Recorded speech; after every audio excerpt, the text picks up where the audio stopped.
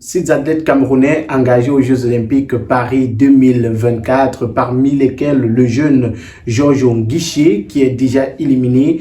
Le nageur camerounais a été éliminé. On a également Manuela Nguelo qui est une nageuse qui elle également entrera en lice au moment où nous enregistrons la vidéo. Elle n'a pas encore concouru. Les athlètes camerounais qui jusqu'ici ont participé à la compétition sont éliminés. Mais ce qui nous intéresse cet après-midi, ce sont ces athlètes-là, ces nageurs qui demandent une bourse de l'État du Cameroun pour améliorer leurs compétences. Nous parlons de ces bourses demandées-là dans ce contenu avec le consultant Yannick Renaud. Bonsoir Yannick Renaud. Bonsoir mon cher Magique et bonsoir également à tous les amateurs de natation, voilà, qui nous regardent. Bonsoir chers internautes et bienvenue dans ce contenu. Nous parlons de ces deux athlètes, Nguelo Manuela et Armani Nguiché, qui demandent au gouvernement camerounais une bourse pour s'entraîner et pourquoi pas remporter les prochaines médailles aux Jeux Olympiques. Yannick Renaud, une demande plutôt rocambolesque. C'est Georges Armani Nguiché qui dit si l'État peut m'accorder une bourse, je promets une médaille d'or dans 4 ans. Les conditions de l'entraînement ici sont différentes. C'est le haut niveau et je ne peux qu'être fier de moi malgré la mauvaise performance. Lui qui est sorti 6e, voilà, sur 7 lors de cette course de natation. Comment on peut analyser cette demande de l'athlète? Oui, c'est une demande de l'athlète. C'est la confirmation de la mauvaise santé de ce sport dans notre pays, au Cameroun. C'est la preuve que au Cameroun, à part le football, les autres sports ne vivent presque pas. Les autres sports n'ont presque pas de considération. Je veux dire, ne sont pas du tout considérés comme le football. Encore que même le football, il faut encore s'interroger sur justement les moyens véritables, qui sont les conditions véritables. Parce que il y a que les lions notables qui marchent. D'accord, dans le football, c'est les lions notables justement qui marchent beaucoup plus, parce que les conditions même dans lesquelles les joueurs, les footballeurs justement doivent exercer, hein, les sociétaires des différents clubs de première et deuxième division et bien plus, ce n'est pas toujours évident. Donc, il faut préciser que malgré le slogan du chef de l'État, qui il y a une vingtaine d'années avait déclaré qu'il n'y a pas de sport majeur, il n'y a pas de sport mineur, il n'y a pas de sport réservé, il faut quand même constater, pour le déplorer, que beaucoup de sports sont toujours considérés comme des sports mineurs avec grand M. Parce que même si on veut le masquer, on veut toujours faire semblant, il est quand même évident que dans la hiérarchisation des sports au Cameroun, des disciplines sportives au Cameroun, il y a ces sports-là qui arrivent un tout petit peu au bas de l'échelle et qui, sur le plan, on va dire, sur le plan du financement, ne bénéficient pas toujours de la même manne financière que peuvent avoir les autres sports. Et c'est aussi vrai que ces sports, même s'ils ne bénéficient pas donc, de cette manne financière, de la part par exemple de l'État ou notamment du ministère des Sports, voilà, qui implémente la volonté politique, la volonté sportive, je veux dire, le programme sportif du chef de l'État et donc du pays, de la République.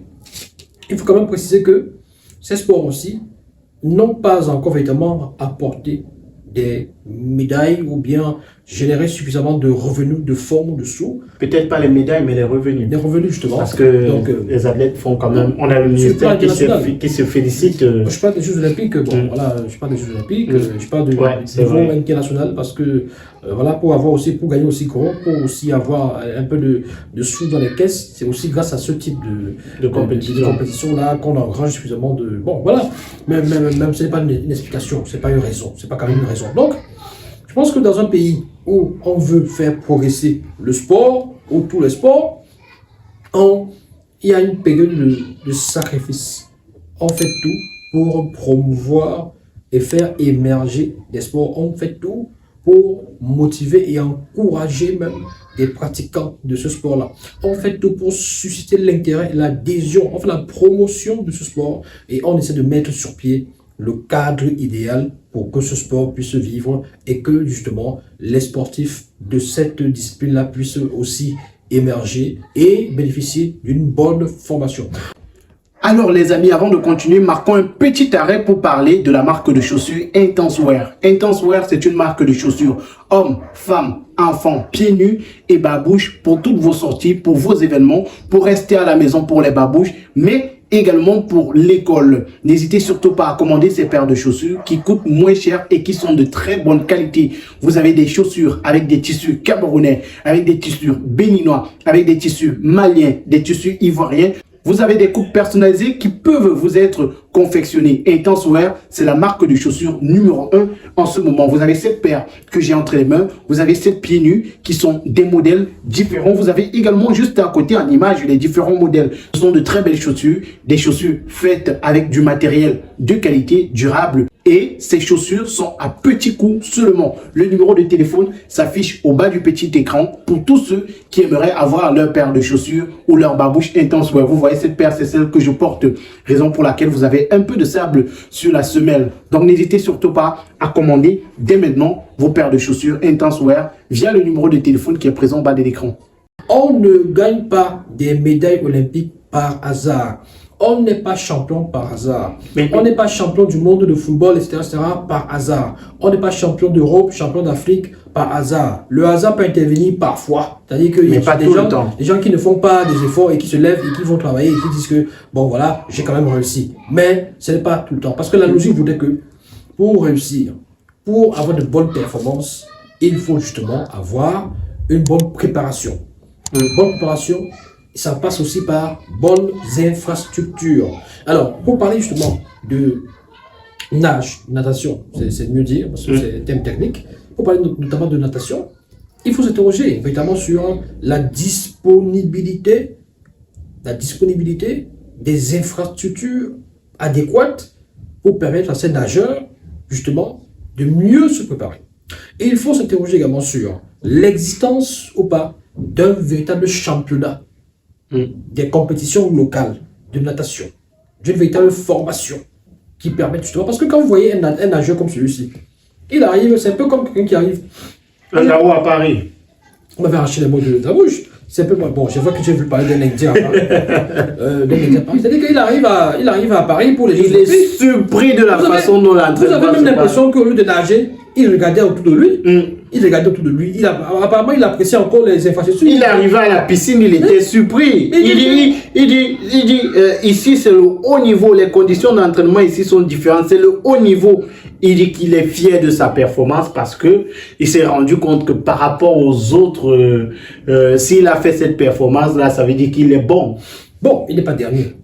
Oui. Ça, déjà, il est avant-dernier. Il est avant-dernier dans cette série-là. Parce qu'il me semble que c'était plusieurs séries. Et ensuite, les qualifiés devaient passer pour la suite. Donc, oui, justement, il n'a pas été qualifié pour la suite, notamment. Bon, il est sorti. Il n'a pas été ridicule. 6e sur 7 avec un temps, je crois, de 1 minute 3 secondes, il me semble. Voilà, c'est pas mal sur 100 mètres. Mais je pense que... Bon, maintenant, est-ce que c'est forcément la bourse qu'il nécessite, ou alors qu'il demande, qu'il réclame, qui peut améliorer? On a également la nageuse Manuela Angelo, qui elle également pense que s'il y a une bourse, ça va améliorer. Vous avez parlé tout à l'heure des infrastructures, peut-être même de la qualité de l'entraînement, parce que dans le football, on en parlait également dernièrement avec le défenseur de Bambutos de Bouddha qui allait faire les tests du côté du Portugal, qui n'a pas réussi ces tests-là. Il parlait même de la qualité de l'entraînement. Elle également, la nageuse qui, il y a quelques heures, disait qu'elle n'a pas peur, qu'elle n'a peur d'aucun adversaire, dit aujourd'hui, avant même de passer en compétition, parce qu'au moment où nous enregistrons la vidéo, elle n'a pas encore compétit. Elle dit qu'elle souhaite, elle demande de l'État camerounais une bourse également. Oui, la bourse, pourquoi faire? Parce qu'il faut être explicite.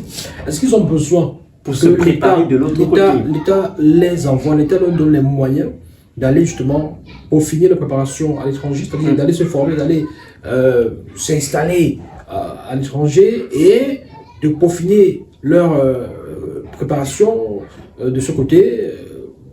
Ou alors, c'est juste des stages de temps à autre pour aller se perfectionner et revenir au pays. Je tiens à préciser également quelque chose. C'est-à-dire qu'il faut quand même qu'on dise aux gens que même malgré l'existence des infrastructures modernes, ultra modernes en France, en Allemagne, en Espagne, aux États-Unis, tout ça, il y en a qui, Qui ne font pas de bonnes venant de ce performances. pays-là, ne réalisent pas forcément de bonnes performances.